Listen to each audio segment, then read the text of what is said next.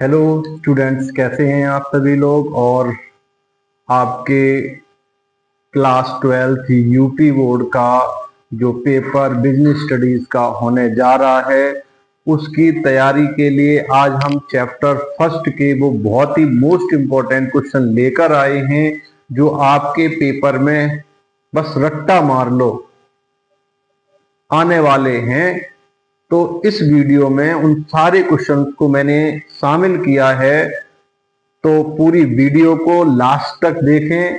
अगर वीडियो को स्किप करेंगे तो आपके बहुत ही इंपॉर्टेंट क्वेश्चन छूटने वाले हैं। तो आइए चलते हैं। Welcome to my YouTube channel MIIT commerce classes. और आज के इस एपिसोड में हम बताने जा रहे हैं वो सारे इंपॉर्टेंट क्वेश्चन। देखिए आपके कौन कौन से इंपॉर्टेंट क्वेश्चन हैं। तो देखिए क्लास 12 है, चैप्टर है फर्स्ट आपका।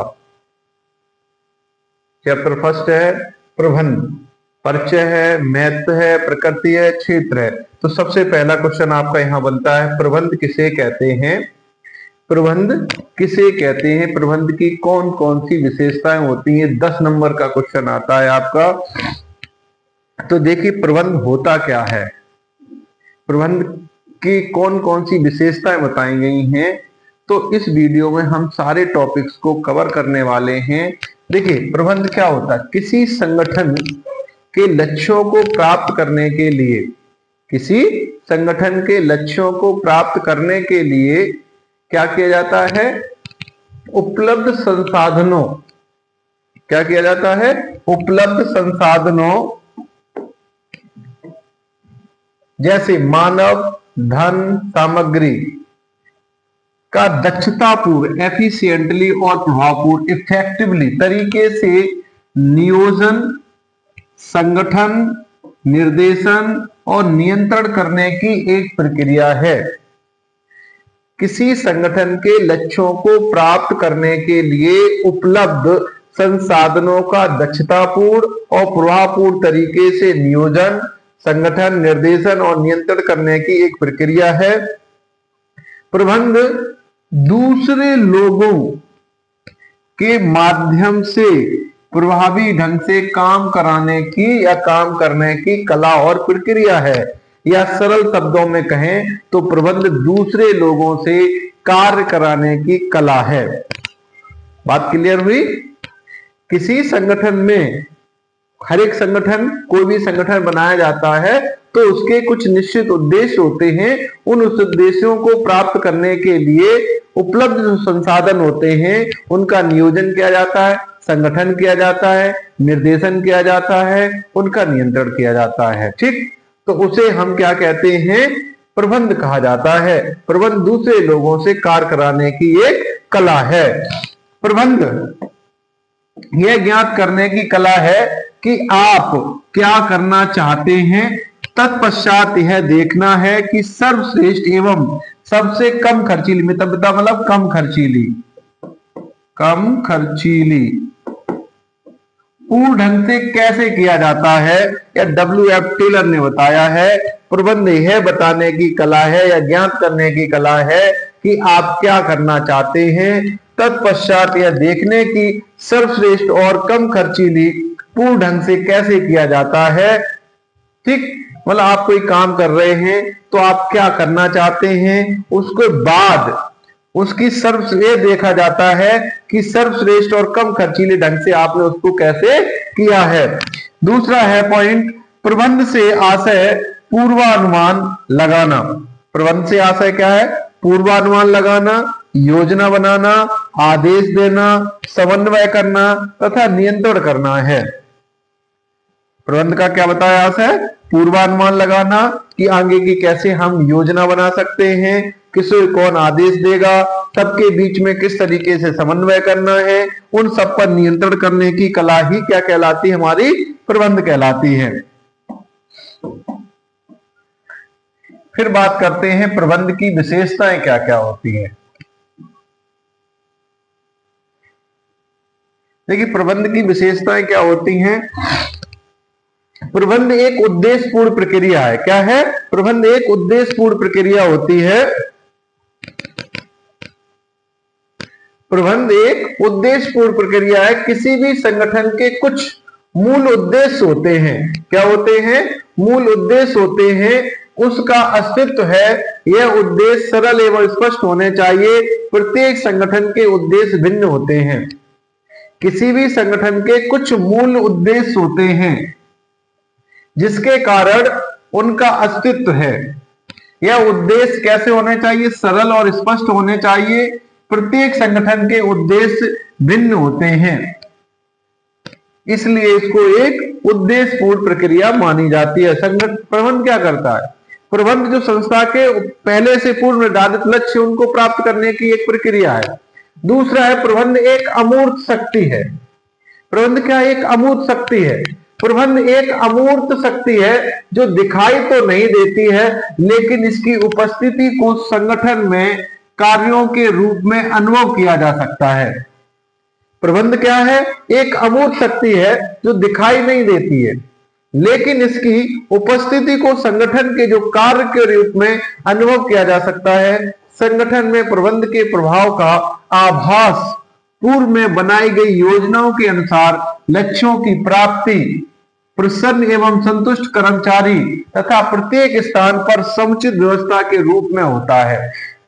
ऐसे भी बोल सकते हैं, प्रबंध एक अमूर्त शक्ति है जो दिखाई नहीं देती है, लेकिन व्यवसाय में मौजूद रहती है। संगठन में प्रबंध के प्रभाव का आभास तब होता है जो पहले बनाई गई योजनाओं के अनुसार लक्ष्यों की प्राप्ति होती है, प्रत्येक कर्मचारी प्रसन्न और संतुष्ट होता है, प्रत्येक स्थान पर समुचित व्यवस्था के रूप में पाया जाता है। उसे हम क्या कहते हैं? प्रबंध कहते हैं। प्रबंध एक सार्वभौमिक है। प्रबंध एक सार्वभौमिक है। कैसे है? देखिए, कोई भी संगठन हो, चाहे वो आर्थिक हो, सामाजिक हो, धार्मिक हो, राजनीतिक हो, सभी में प्रबंध की आवश्यकता होती है और उसके नियम भी समान रूप से लागू होते हैं। अब वही बात कह रहा है कि संगठन चाहे आर्थिक हो, सामाजिक हो, राजनीतिक हो, प्रबंध की क्रियाएं सभी में समान रूप से लागू होती हैं। प्रभावी कार्य निष्पादन के लिए प्रबंध सभी संगठनों के लिए आवश्यक होता है। फिर इसमें लोच होती है। क्या होती है? लोच होती है। समय और परिस्थिति के अनुसार इसमें परिवर्तन किया जा सकता है, इसीलिए संस्थाओं की व्यक्तिगत आवश्यकता के अनुसार परिवर्तित किया जा सकता है। प्रबंध एक सतत प्रक्रिया है। प्रबंध क्या है? एक लगातार चलने वाली प्रक्रिया है। प्रबंध के बारे में यह धारणा है कि प्रबंध कभी नहीं रुकता है या ना कभी रुकने वाली प्रक्रिया है। इसके अंतर्गत संगठन नियुक्ति, निर्देशन, नियोजन, नियंत्रण का कार्य हमेशा चलता रहता है, इसलिए यह एक सतत प्रक्रिया है। कैसी प्रक्रिया है? लगातार चलने वाली प्रक्रिया है। फिर बात करते हैं, प्रबंध एक उद्देश्यपूर्ण प्रक्रिया है। प्रबंध क्या है? एक उद्देश्यपूर्ण प्रक्रिया है।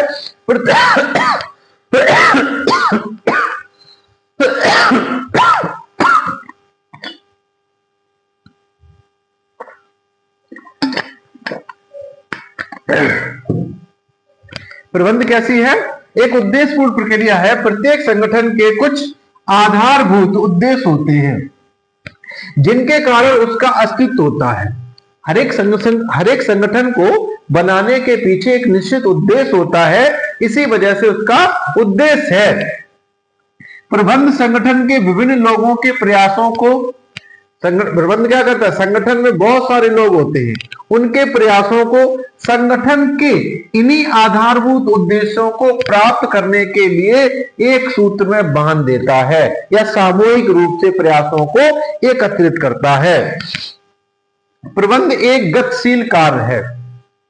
प्रबंध एक डायनामिक फंक्शन है। Management is a dynamic function. प्रबंध एक गतिशील कार्य होता है एवं बदलते पर्यावरण में इसे अनुसार ढालना होता है। कैसा होता है? बदलते पर्यावरण में इसे अपने अनुरूप ढालना होता है। संगठन बाह्य पर्यावरण के संपर्क में आता है। देख, संगठन में क्या होता है? ये हमारा व्यवसाय है, व्यवसाय इसके अंतर्गत काम कर रहा है और इसके बाहर क्या है? जो व्यवसाय के चारों ओर पाया जाने वाला वातावरण है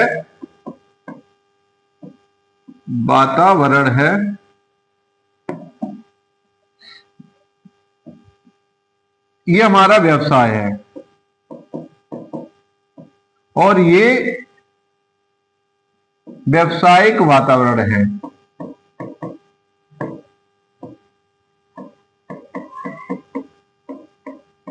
अब देखिए इसमें क्या होता है, हमेशा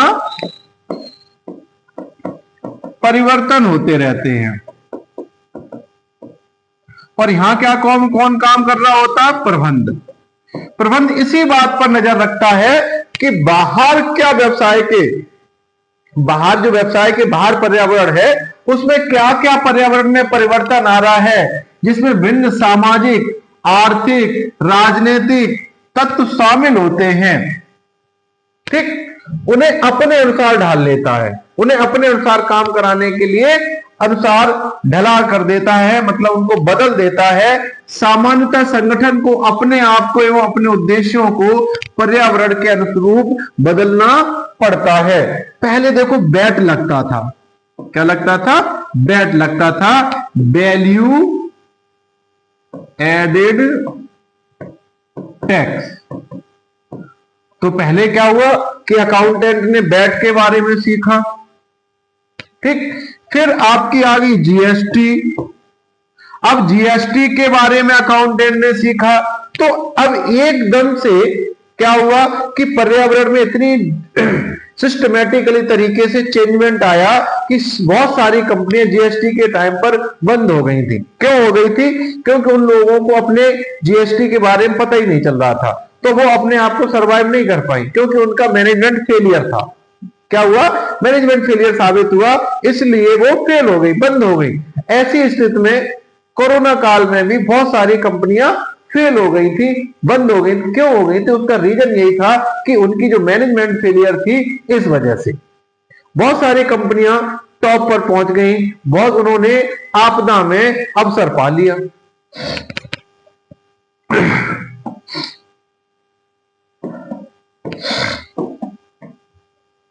दूसरा क्वेश्चन है आपका यहां पर, प्रबंध के कितने स्तर होते हैं, प्रबंध के कितने स्तर होते हैं, प्रबंध के विभिन्न स्तरों के कार्यों का वर्णन कीजिए। अब देखो यहां पर यह बताया गया है, प्रबंध के 3 स्तर बताए गए हैं। क्या बताए गए, प्रबंध के 3 स्तर बताए गए हैं, इस प्रकार हैं। पहला उच्च स्तर होता है, दूसरा मध्यम स्तर होता है, तीसरा निम्न स्तर होता है। यहां हमने एक डायग्राम बना के आपको बताया कि उच्च स्तरीय प्रबंध, मध्यम स्तरीय प्रबंध और निम्न स्तरीय प्रबंध। तो ये जो हमारा है, ये है हमारा संचालन मंडल, इसके अंदर चेयरमैन आते हैं, कंपनी के बोर्ड ऑफ डायरेक्टर्स के लोग आते हैं, सारे बड़े उच्च अधिकारी लोग इसमें आते हैं। फिर मध्यम स्तरीय प्रबंध में क्या होते हैं, क्रय प्रबंधक आते हैं, विक्रय प्रबंधक आते हैं, विपणन प्रबंधक आते हैं। अब आता है निम्न स्तरीय प्रबंध, इसके अंतर्गत पर्यवेक्षक आता है, सुपरवाइजर आता है, फोरमैन आता है, डिविजनल ऑफिसर्स आते हैं, ये लोग इसमें इंक्लूड किए जाते हैं। तो इस तरीके से ये एक क्या होती है, अधिकारों के अंतरण की प्रक्रिया होती है। प्रत्येक स्तर पर अपने अपने अधिकारों को डेलीगेट कर दिया जाता है, हर एक स्तर वाला। तो इससे क्या होता है, किसी भी संगठन में उस संगठन के उद्देश्यों को और वहां पर काम करने वाले लोगों के प्रयासों को सामूहिक रूप से इकट्ठा किया जा सके और उद्देश्यों की प्राप्ति की जा सके, इसलिए इनको 3 स्तरों में बांटा गया है। अब इनके क्या क्या कार्य होते हैं, देखिए यहां पर बताया गया है उच्च स्तर। तो उच्च स्तर क्या होता है, इसके अंदर कौन कौन आते हैं, इसके अंतर्गत आते हैं संचालक मंडल, निर्देशक मंडल, चेयरमैन आदि आते हैं। इनका मुख्य उद्देश्य निर्धारित करना होता है, इनका कार्य क्या होता है, उद्देश्य निर्धारित करना होता है, योजनाएं बनाना, नीतियों को बनाना, वित्त की व्यवस्था करना होता है। अब उच्च स्तर के काम क्या आते हैं, तो ये संस्था के लिए उद्देश्य, नीतियां आदि बनाना है। इनका काम क्या है, संस्था के लिए उद्देश्य बनाना, नीतियां बनाना। ये संस्था के लिए बजट, प्रक्रिया, कार्यक्रम आदि की व्यवस्था करना। ये संस्था के लिए क्या करते हैं, बजट बनाते हैं, बजट की प्रक्रिया में शामिल करते हैं और उससे संबंधित बहुत सारे कार्यक्रम की व्यवस्था करते हैं। तीसरा पॉइंट है संस्था की विभिन्न गतिविधियों को नियंत्रित करना और समन्वित करना, उनके बीच में कोऑर्डिनेट करना उच्च स्तर का काम होता है।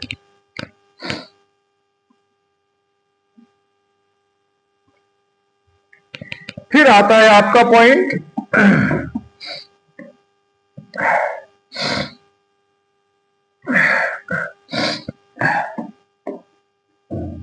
मध्यम स्तरीय प्रबंध यानी middle level management. Middle level management, अब देखो इसके अंतर्गत विभागीय प्रमुख, प्लांट सुपरिटेंडेंट व परिचालक प्रबंधक आते हैं। इनका मुख्य कार्य होता है उच्च स्तर द्वारा बनाई गई योजनाओं एवं नीतियों को लागू करना। अब इसमें देखो मध्यम स्तरीय प्रबंध के क्या क्या कार्य बताए गए हैं। तो उच्च स्तरीय प्रबंध द्वारा बनाई गई योजनाओं को लागू करना। दूसरा पॉइंट है ये संगठन की उप इकाइयों के लिए योजना बनाना। एक तो देखो पूरे संगठन के लिए योजना बना दी। अब एक संगठन के अंतर्गत बहुत सारे विभाग होते हैं, है ना, तो इनके अलग अलग नीतियां बनाई जाती हैं। तो वैसे ही ये क्या करते हैं, मध्यम स्तर के जो प्रबंधक होते हैं वो पूरे ऑर्गेनाइजेशन को कई विभागों में बांट दिया जाता है और हर एक इकाई के लिए योजना बनाते हैं। ये विभिन्न विभागों की गतिविधियों में समन्वय बनाते हैं, यानी कि बहुत सारे डिपार्टमेंट होते हैं जैसे finance department, purchase department, sales department, quality department, production department, advertisement department, बहुत सारे डिपार्टमेंट। इन सबके बीच में क्या बनाया जाता है, कोऑर्डिनेशन बनाया, समन्वय बनाया जाता है। ये निम्न स्तर के प्रबंधकों के प्रदर्शन का मूल्यांकन करते हैं। ये निम्न स्तर के जो प्रबंधक के स्तर का जो होता है, जो सुपरवाइजरी लेवल होता है, उसका जो परफॉर्मेंस करते हैं, वो लोग काम करते हैं, उसका मूल्यांकन करते हैं, इवैल्यूएशन करते हैं कि वो सही काम कर रहे हैं, नीतियों सही तरीके से लागू कर रहे हैं, उनका प्रयोग किया जा रहा है, उनके आदेशों का पालन किया जा रहा है। इन सब चीजों को ये लोग देखते हैं। और फिर लास्ट पॉइंट आता है आपका निम्न स्तरीय प्रबंध। ये सबसे इंपॉर्टेंट होता है। ये क्या करते हैं, इस स्तर के प्रबंध में फोरमैन, पर्यवेक्षक आदि आते हैं। इस स्तर के प्रबंध वास्तव में उच्च स्तर और मध्यम स्तर की योजनाओं के क्रियान्वयन के लिए उत्तरदायी माने जाते हैं।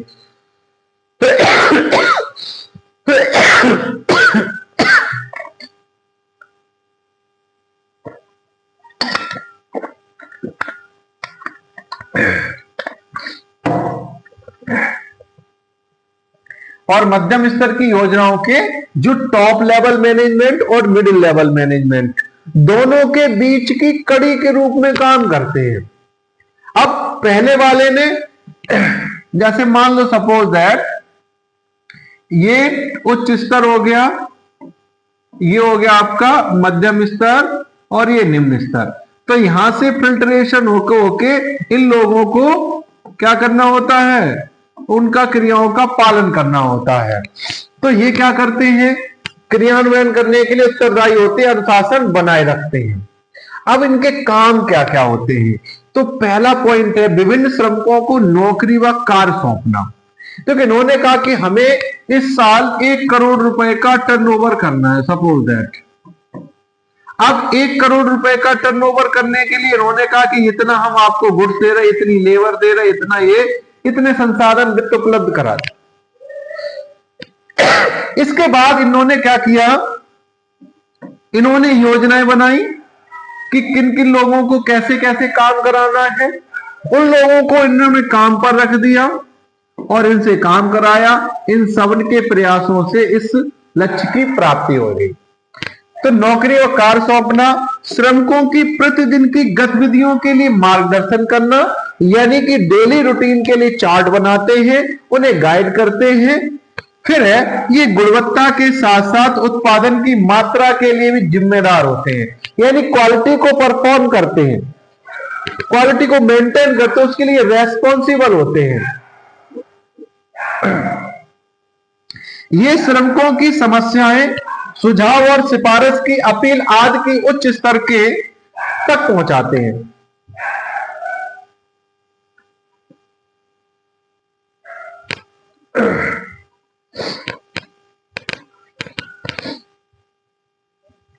हाँ, तो ये श्रमिकों की समस्याएं, सुझाव और सिफारिश की अपील आदि की उच्च स्तर तक पहुंचाते हैं। अपील आदि को उच्च स्तर तक पहुंचाते हैं। इनका श्रमिकों को प्रेरित करना, ये देखो श्रमिकों को क्या करते हैं, प्रेरित करते रहते हैं।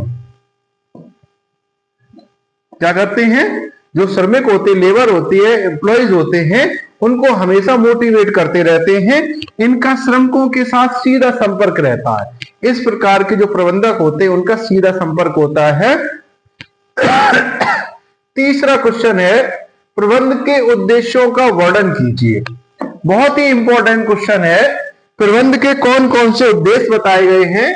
तो देखो, प्रत्येक मानवीय क्रिया का कोई ना कोई उद्देश्य अवश्य होता है। आप वीडियो देख रहे हैं तो आपका भी ये उद्देश्य है कि मुझे परीक्षा में किस तरीके से अच्छे मार्क्स लेके आएंगे, तो ये भी आपका एक उद्देश्य है। वैसे ही किसी भी संगठन का या किसी मनुष्य के काम करने का एक निश्चित उद्देश्य होता है। इसका कारण यह है कि मानवीय क्रियाओं का उद्देश्य यदि पहले से निश्चित ना हो तो उनकी प्राप्ति के लिए अपेक्षित प्रयास नहीं किया जा सकता है। जैसे कि आपको अगर ना परीक्षा देनी होती तो आप नहीं पढ़ रहे होते, आपको पेपर देना है इसलिए आप पढ़ रहे हैं, है ना।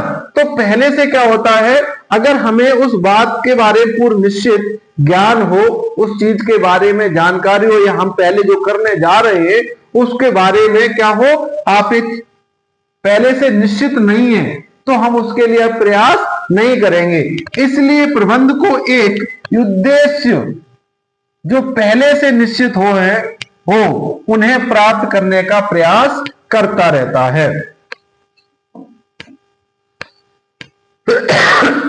अब देखो, सिंपल सी बात समझो कि प्रत्येक मानवीय क्रिया का एक निश्चित उद्देश्य होता है, और जो काम पहले से पूर्व निश्चित ना हो तो उसके लिए लोग अपेक्षित एक्सपेक्टेड प्रयास एफर्ट्स नहीं करते हैं।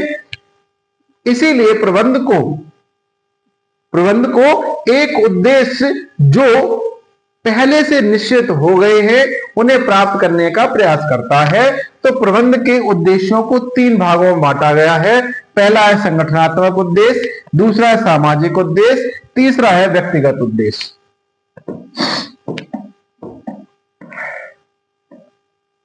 तो पहला पॉइंट आता है संगठनात्मक उद्देश्य।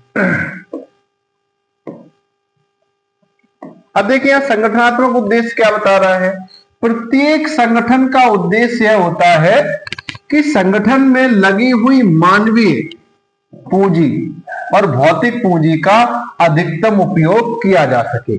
हर एक संगठन में मानव पूंजी और भौतिक पूंजी दोनों के बीच में, दोनों की सहायता से अधिकतम उनका उपयोग किया जा सके तथा संस्था के आर्थिक उद्देश्यों की प्राप्ति की जा सके। ये निम्न प्रकार हैं। कैसे हैं? सबसे पहले आता अस्तित्व, सर्वाइवल। व्यवसाय का प्राथमिक उद्देश्य बाजार में टिके रहना होता है और अपनी लागतों को पूरा करने के लिए पर्याप्त राजस्व उत्पन्न करना है। प्रत्येक व्यवसाय को बाजार में क्या करना है? अपने आप को टिके रहना है, सर्वाइव करना है। तो उसके लिए उसे अपनी लागतों को पूरा करने के लिए पर्याप्त राजस्व प्राप्त करना है। दूसरा लाभ। केवल बने रहना काफी नहीं है, केवल बाजार में बने रहना काफी नहीं है। व्यवसाय को आगे बढ़ाने और जोखिमों को कम करने के लिए पर्याप्त लाभ कमाना अनिवार्य है। अगर कोई फर्म है पर्याप्त लाभ नहीं कमा पा रही है तो वह अपने आप को नहीं आगे तक बढ़ा सकती है। और नेक्स्ट पॉइंट है लास्ट, ग्रोथ। क्या है? ग्रोथ। इसका उद्देश्य ये होता है कि उत्पादन, बिक्री, कर्मचारियों की संख्या और बाजार हिस्सेदारी बढ़ाकर व्यवसाय का विस्तार करना है। बिक्री बढ़ानी, कर्मचारियों की संख्या बढ़ा दी, बाजार में हिस्सेदारी बढ़ा दी, तो ये क्या कहलाता है? ग्रोथ कहलाता है, विकास कहलाता है।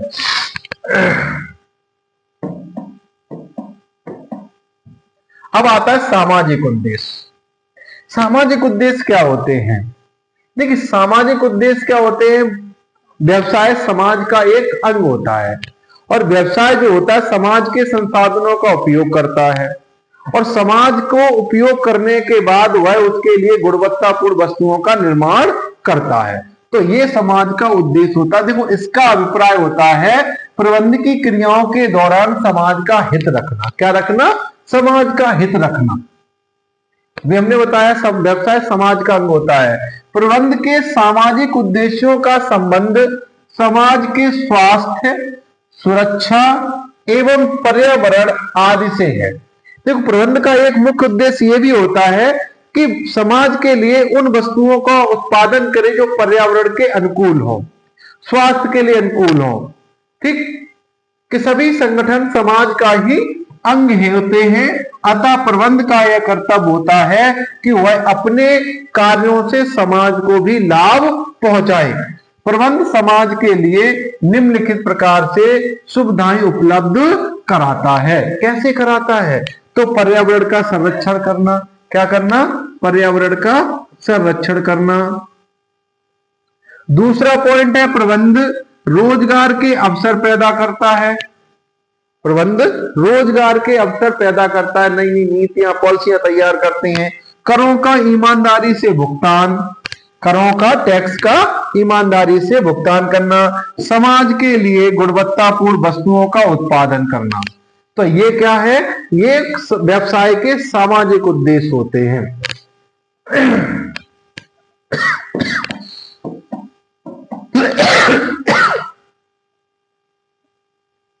अब आता है व्यक्तिगत उद्देश्य। देखो, संगठन के अपने कुछ उद्देश्य होते हैं, कुछ समाज से संबंधित होते हैं। अब व्यक्तियों जो उसमें कर्मचारी काम कर रहे हैं उनके लिए भी कुछ उद्देश्य निर्धारित किए गए। वो क्या है? ये वे उद्देश्य होते हैं जो कर्मचारियों से संबंधित होते हैं। प्रबंधक अपनी टीम को इस प्रकार से प्रोत्साहित करता है एवं उसका नेतृत्व करता है जिससे कि प्रत्येक सदस्य संगठन के सामूहिक उद्देश्यों में योगदान देते हुए व्यक्तिगत उद्देश्यों को प्राप्त करता है। संगठन अपने कर्मचारियों के बीच इस तरीके से प्रोत्साहित करता है, उनका नेतृत्व करता है कि उनके सामूहिक प्रयासों को उद्देश्यों की प्राप्ति के लिए योगदान कर सके। अब सबसे पहले कार्य सुरक्षा प्रदान करना। देखिए, कार्य सुरक्षा में क्या? जॉब सिक्योरिटी, यानी कि प्रत्येक कर्मचारी को जब यह सुनिश्चित हो जाता है कि उसको बार बार कार्य से नहीं निकाला जाएगा तो वह मन लगाकर काम करता है। दूसरा, कर्मचारी को यह पता होना चाहिए कि वो जो काम कर रहा है उसके लिए उचित पारिश्रमिक मिलेगा या नहीं मिलेगा। दूसरा पॉइंट है उचित प्रशिक्षण की व्यवस्था करना। प्रबंध का एक मुख्य उद्देश्य ये भी है कि जो कर्मचारी काम कर रहे हैं और प्रबंधक उनसे जिस प्रकार का काम कराना चाह रहा है वह उसके लिए प्रशिक्षण की व्यवस्था करता है। कर्मचारियों का विकास करना, ऑलराउंड डेवलपमेंट करना, उनका आर्थिक, सामाजिक, राजनीतिक, भौतिक, व्यक्तिगत, सामाजिक सब तरीके का उनका विकास करना होता है। तो इस तरीके से ये व्यक्तिगत उद्देश्यों को पूरा करता है। फिर है आपका क्वेश्चन, पेशे का आशय स्पष्ट करते हुए इसकी विशेषताएं बताइए। तो देखो, पेशे का आशय होता है, पेशा एक ऐसी आर्थिक क्रिया है जिसमें एक व्यक्ति अपनी कुशलता और प्राप्त ज्ञान के द्वारा समाज के विभिन्न वर्गों की सेवा करता है। या दूसरे शब्दों में हम कहें तो पेशा जब कोई व्यक्ति अपने ज्ञान और अनुभव के द्वारा दूसरे लोगों को सेवा प्रदान करता है तो उसे पेशा कहा जाता है। अब पेशे की विशेषताएं क्या क्या होती हैं? सबसे पहले सेवा का उद्देश्य। पेशे का मुख्य उद्देश्य जो है वो होता है सेवा उद्देश्य। क्या होता है? सेवा उद्देश्य, सेवा करना। अपने ग्राहक और संगठन में कार्य करने वाले कर्मचारी की सेवा और उनका हित साधना है।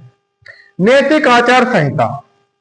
देखो, सभी पेशों की एक नैतिक आचार संहिता होती है जिसका पालन उसके सभी सदस्यों को करना पड़ता है कि क्या सही और क्या गलत है। यह उनकी एक नैतिक आचार संहिता होती है। तो एक डॉक्टर के लिए मरीज को बचाना सबसे पहली उसके लिए प्राथमिकता है।